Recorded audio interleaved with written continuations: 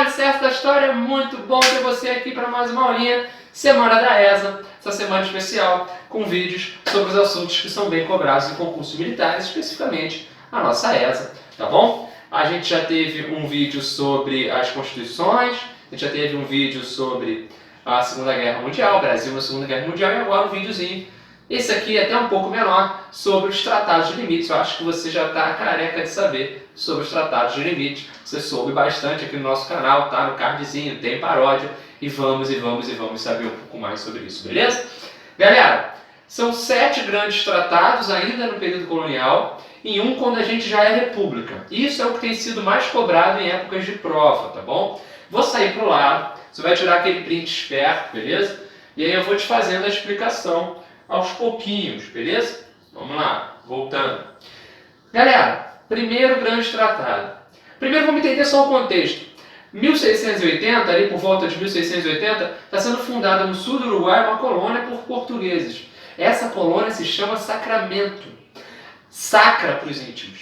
Sacramento é fundada por portugueses numa área que historicamente foi de influência espanhola. Mas beleza, está lá fundada e as coisas vão se ampliando.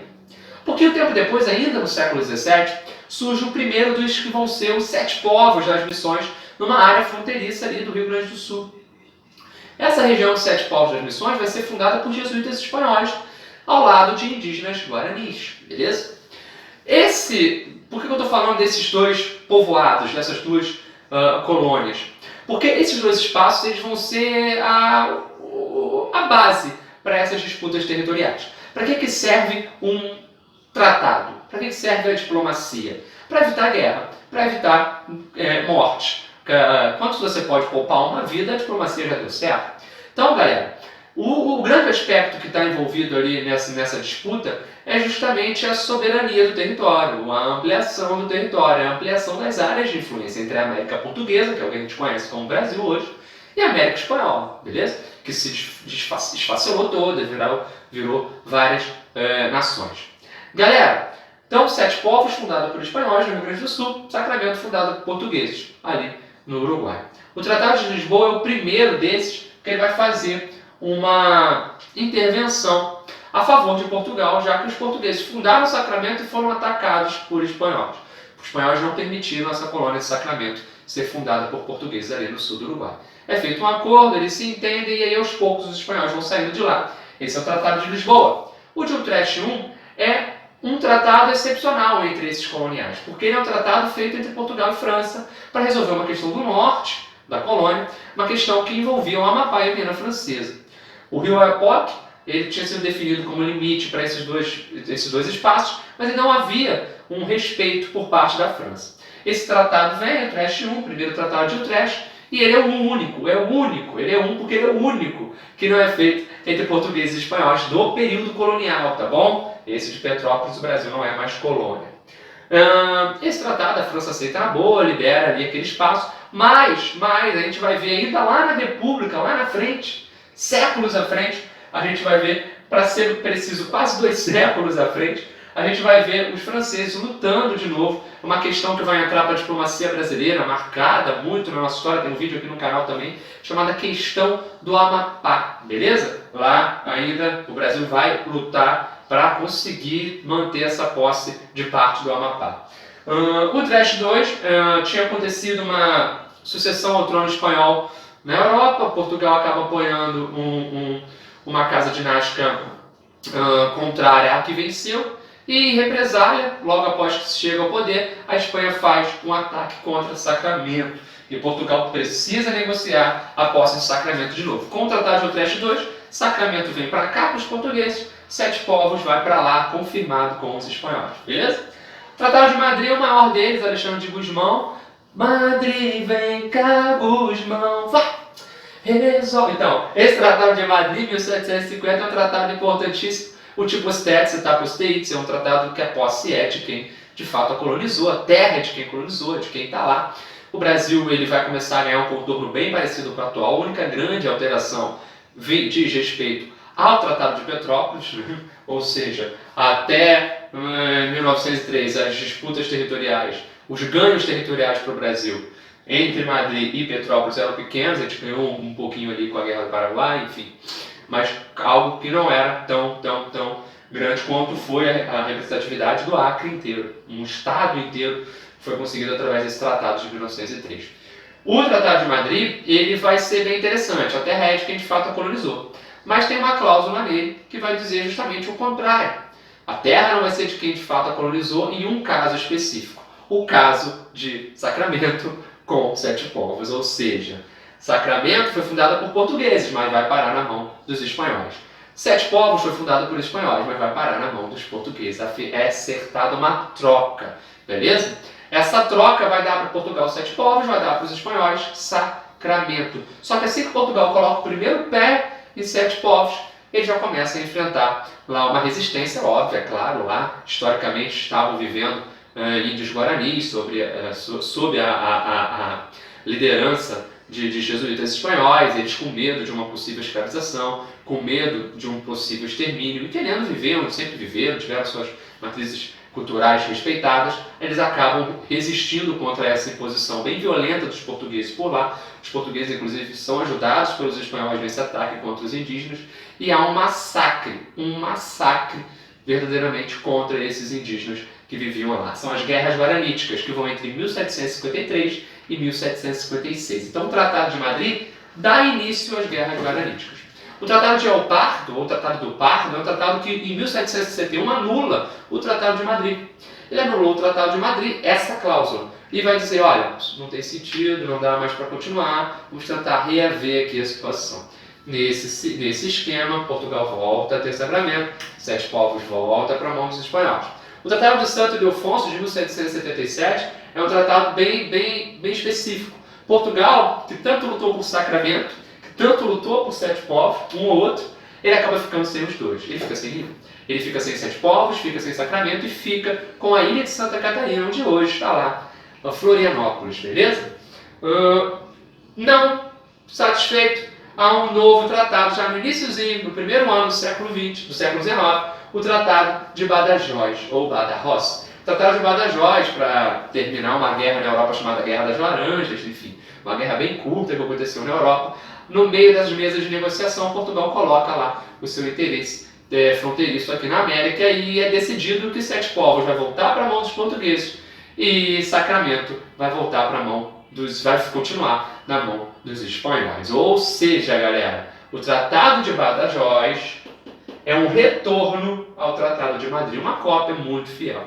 Ele finalmente volta a Madrid. Então, de Badajoz para frente, pouca coisa vai mudar na nossa fronteira. Porque se Badajoz volta a Madrid, e Madrid foi aquele tratado que rompeu Tordesilhas, que acabou com Tordesilhas, que suprimiu Tordesilhas e deu para a gente um espaço territorial bem amplo, Badajoz faz isso, então quer dizer que de Badajoz até Petrópolis, o nosso grande ganho é verdadeiramente o Acre.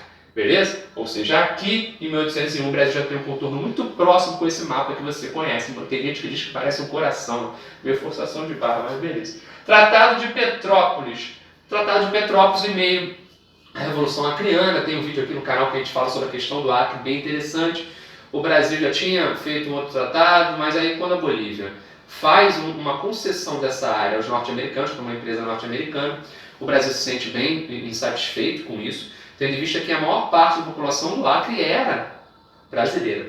E aí o que vai acontecer? A galera vai simplesmente conseguir um tratado, um acordo, onde o Brasil vai pagar uma grana boa ao Acre, vai se comprometer a construir uma ferrovia e vai se comprometer também a ceder pequenos pedaços ali da região conhecida como Mato Grosso, hoje o Mato Grosso do Sul. Beleza? Então, o Brasil cede bastante para ter o Acre, mas tem formalmente o Acre a partir de 1903, nesse tratado assinado na cidade do Rio de Janeiro, de Petrópolis, beleza? Uma cidade no Rio chamada Petrópolis. Então vamos para as questões, vai aparecer aí para você. 1. A formação do território brasileiro no período colonial resultou de vários movimentos expansionistas e foi consolidada por tratados no século XVIII. Assinale a opção que relaciona corretamente os movimentos de expansão com um dos tratados de limites. Alfa. A expansão da fronteira norte, impulsionada pela descoberta de minas de ouro, aí parou no norte, minas de ouro, aí é difícil. Nesse momento, não dá. Foi consolidada no Tratado de Utrecht, não. B. A região missioneira do sul constituiu um caso à parte, só resolvido a favor de Portugal, com a extinção da Companhia de Jesus. Olha, não tem nada a ver, galera. C. O Tratado de Madrid revogou o de Tordesilhas e deu ao território brasileiro conformação semelhante à atual. Opa, essa parece ser o gabarito. Vamos para D. Delta. O Tratado do Pardo garantiu a Portugal o controle das missões e do Rio da Prata. O Tratado do Pardo rompe com a posse portuguesa em 7 povos, tá? Ou seja, coloca Portugal longe dessa região das missões. Eco, os tratados de Santo Ildefonso e Badajoz consolidaram o domínio português no sul, passando a incluir a região platina. Santo Ildefonso não dá força. Badajoz até dá, né? Volta a Madrid e dá essa posse aos portugueses. Mas Santo Ildefonso não. Santo Ildefonso acaba deixando Portugal com a ilha de Santa Catarina apenas. Gabarito aí é Charlie, valeu? Show de bola! Questão 2. O Tratado de Tordesilhas, celebrado em 1494, não falei aqui de Tordesilhas, bula intercoeterna, mas você sabe, isso o Brasil ainda nem tinha sido ocupado oficialmente pelos portugueses. Em 1493 é feito um tratado entre portugueses e espanhóis para dividir pela primeira vez o território, possível território aqui na América. 1493, 100 léguas para oeste, a partir do arquipélago de Cabo Verde. Acaba não sendo bem aceito por Portugal. Portugal não quer essa bula intercoeterna, acha pouco. E no ano seguinte, em 1494, ele assina um Tratado de Tordesilhas, famosíssimo Tratado de Tordesilhas, tu sabe, Tratado de Tordesilhas quando tu tinha uns 6 anos de idade, que tu já escutou lá no CA, naquela época lá com a tia do CA. E aí você ganha Portugal ganha 370 léguas a partir de Cabo Verde, e finalmente belisca aqui a nossa costa, pega o que para Portugal era interessante. Portugal já tinha uma visão bem interessante, ele achava que por aqui poderia existir alguma coisa, apesar dele não ter certeza, tá bom? Vamos lá. O Tratado de Tordesilhas, celebrado em 1494 entre as coroas de Portugal e Espanha, pretendeu resolver as disputas por colônias ultramarinas entre esses dois países.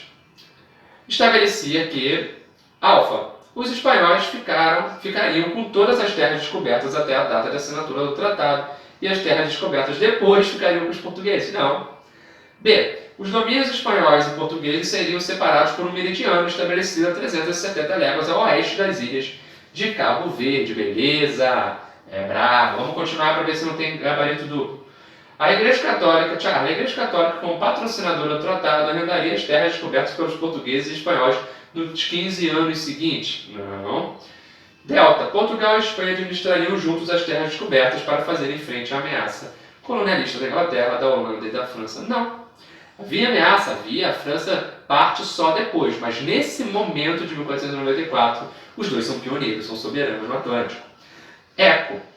Os portugueses e espanhóis seriam tolerantes com os costumes e religiões dos povos que habitassem as terras descobertas. Peraí, tu acha que isso está certo?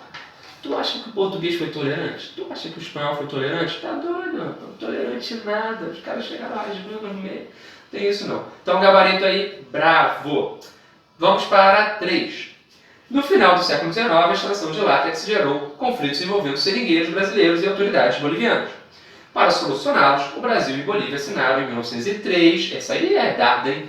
1903, Revolução Acreana, Tratado de Petrópolis, beleza? Então o gabarito aí é Delta. Tratado de Madrid, 1750, o Ayacucho é um tratado anterior, né? Feito ainda no segundo reinado. A Convenção de La Paz também não, Linha de Tordesilhas também não. Gabarito Delta. Vamos para 4? 4. O Tratado de Santo Ildefonso, de 1777, definiu a posse de sacramento aos portugueses. Galera, Santo Ildefonso foi aquele que Portugal perdeu, né? Portugal não tem, sobrou a Catarina, sobrou a ilha de Santa Catarina para ele. Ele ficou sem 7 povos e sem sacramento. B.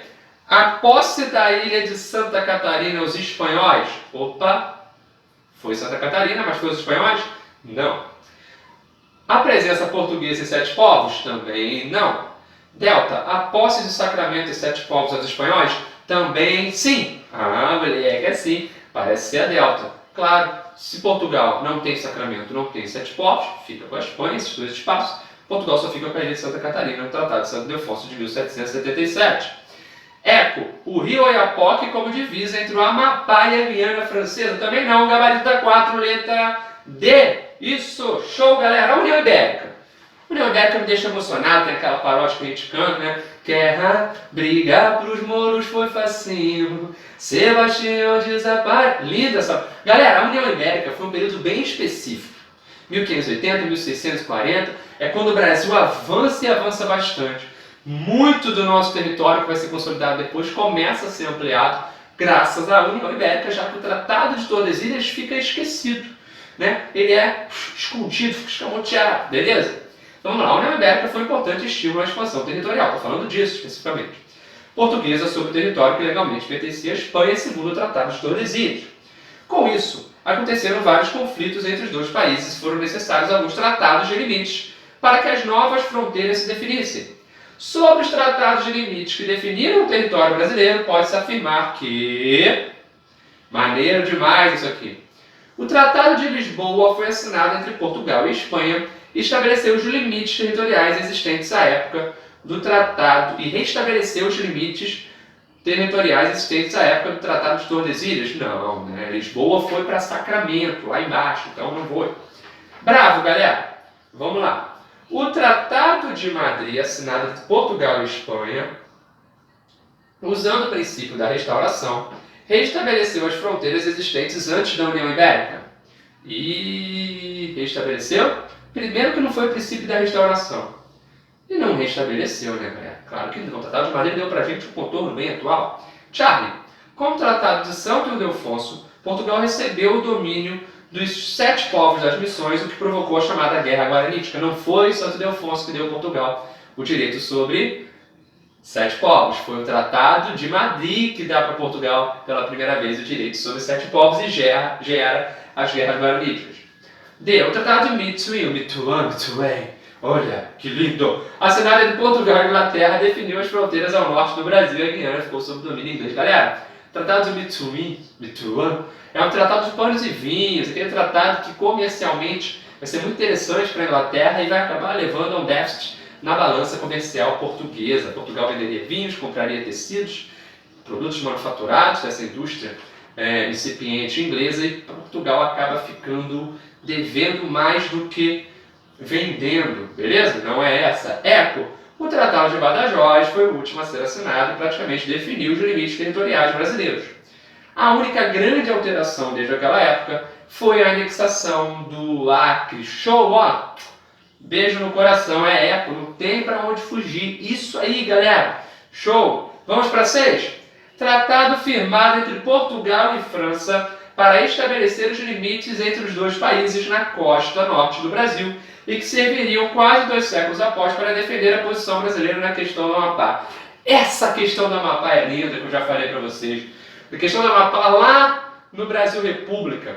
Essa questão do Amapá vai ser muito batida. O Brasil vai conseguir, graças à defesa que o Brasil faz do princípio de legitimação, de legitimidade, né? Ou seja, de posse sobre o território ali no Amapá a partir do Tratado de Utrecht I. Ou seja, é da gente desde Utrecht I. Você não vai tirar, beleza? Isso. Galera, vamos lá. Qual é esse tratado? Alfa, bula intercoetera? Não. Alexandre VI? Não.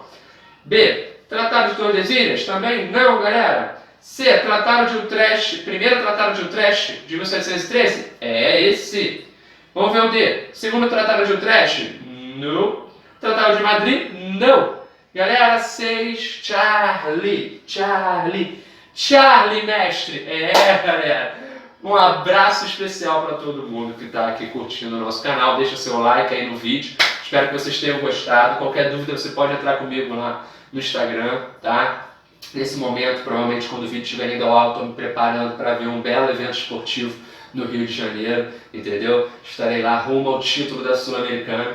E aí você pode entrar em contato comigo se eu demorar a responder. Eu respondo, nem que seja amanhã, dependendo do nível de alegria, né? Que será imenso com o Pimpão no ataque junto com o nosso Perec. Ó, que coisa linda. Galera, um grande beijo para todo mundo. Foco na ESA, com muita calma, tranquilidade. Só tem uma coisa que consegue tirar essa vaga do concurso que você tanto quer. Só tem uma coisa que consegue tirar.